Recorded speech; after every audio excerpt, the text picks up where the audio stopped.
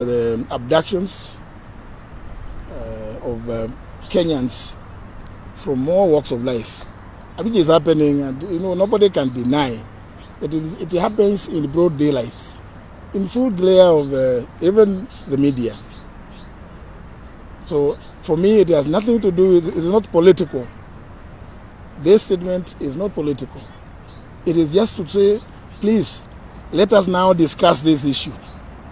We must find a solution.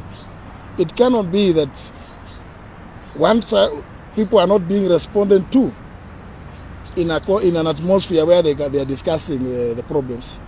We must find what the problems is and try to come up with solutions democratically, openly, without any fear of intimidation.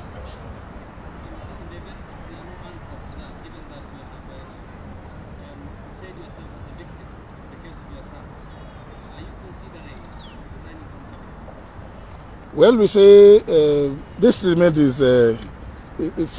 sufficient in what it is saying. As to what happens thereafter, I think we cross the Rubicon when we get there.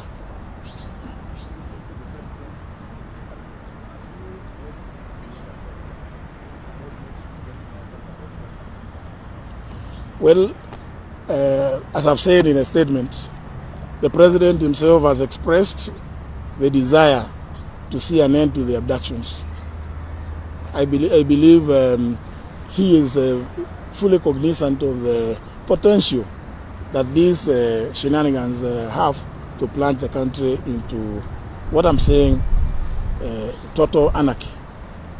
So I don't have to have raised it because he has already addressed the issue and says he desires to see an end.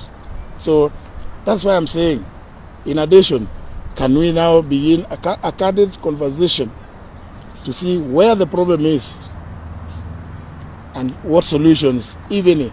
And this cannot be from one person. We want an open discussion where people are at liberty and free to express themselves as they wish. Yeah.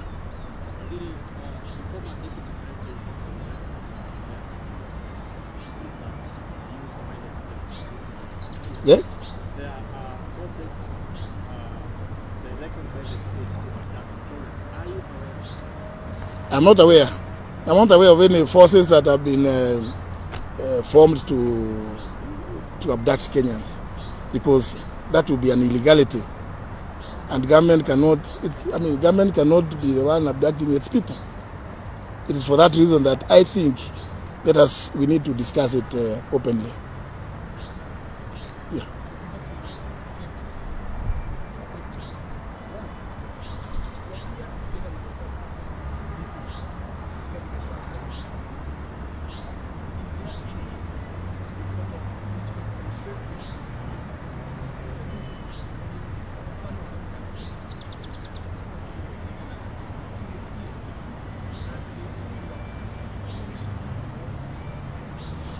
To answer the last one, as I've indicated, I reached out to all levels of the security apparatus in the country. All of them. Everybody who was in the security sector knows that on that particular night, I reached out to all of them, and they all had no answers.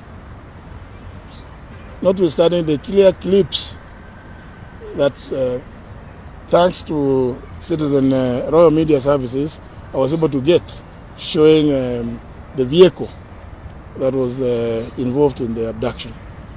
Secondly, the other point you raised, you see, when you attend a funeral, you attend on your own volition. Lene Kivuti, the former senator of Embu, is my neighbor at home. We've grown up together. When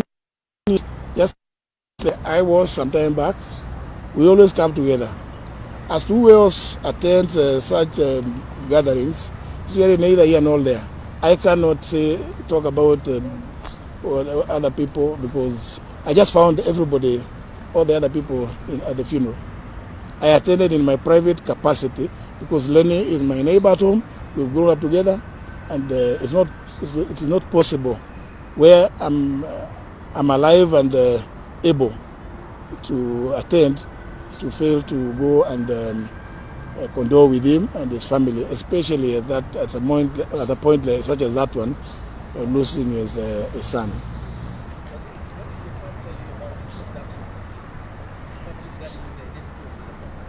That perhaps may not be the subject of this particular debate, but I believe if what I'm calling for is allowed, he will be one of the first people to go and explain the kind of questions that was being asked by his abductors.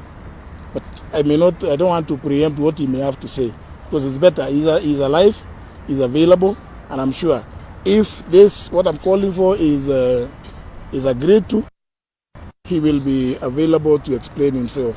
And Kenyans will know for themselves what it is that is happening.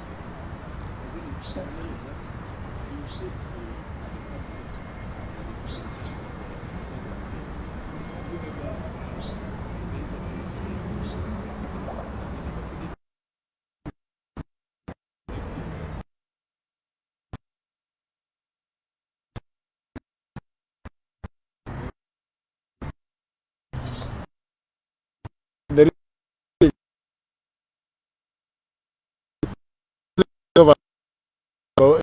about desire to see an end to abductions and any extrajudicial activities.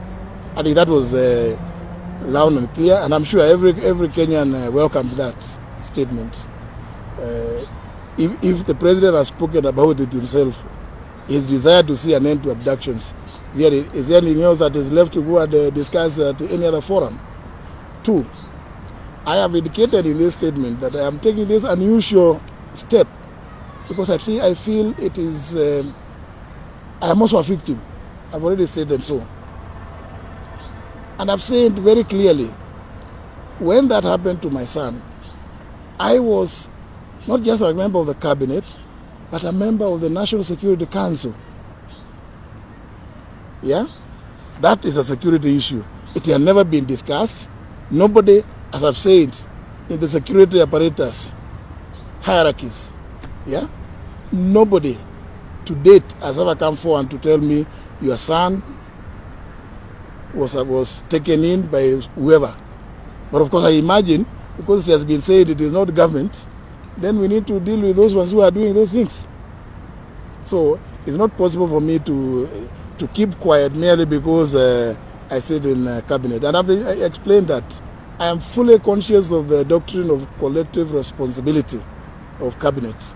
But when you are a victim at a personal level, you also have a life, you have rights under the same constitution that brings in the doctrine of collective responsibility to speak out. I have not spoken until I felt that things are getting out of hand. And that's why I spoke about it on Friday last week, as I've stated in a statement. Yeah? Yeah.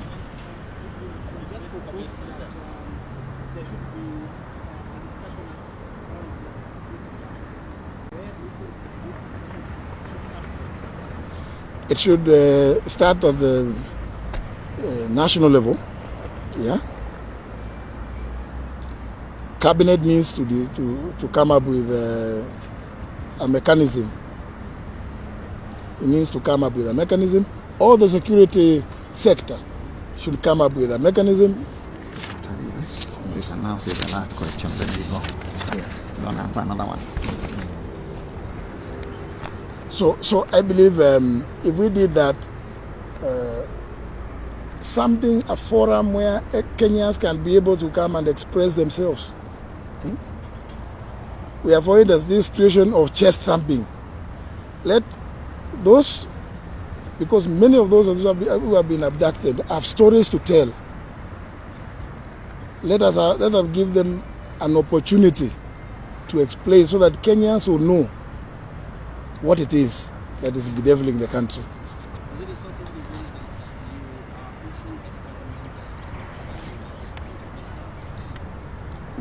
Which sources? I am not aware of those sources. So perhaps when you are clear about the source, perhaps then we can have a discussion on that one. Thank you.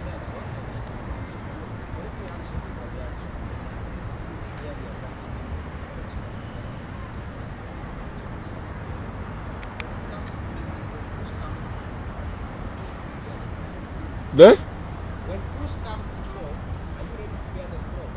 Maybe someone see this as pushing for a section. I have not, first of all, it's wrong to say that I've attacked a section of government. I have not attacked any section of government. I am saying government as a whole needs to address this issue. That's not an attack.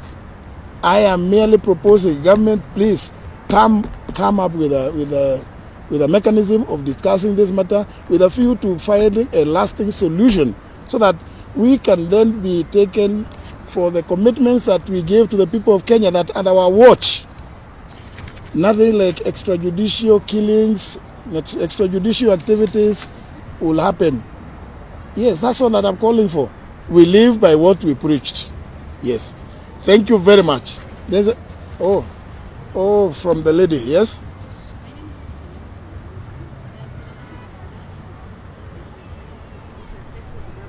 There?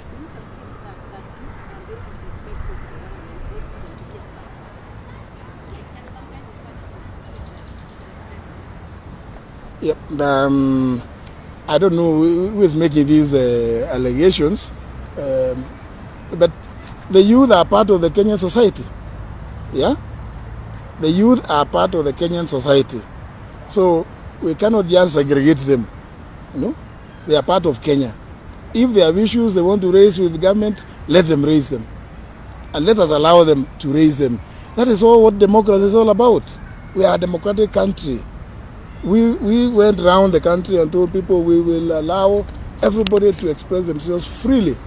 And it is our cardinal duty as government to ensure that everybody lives freely and is able to say what they think.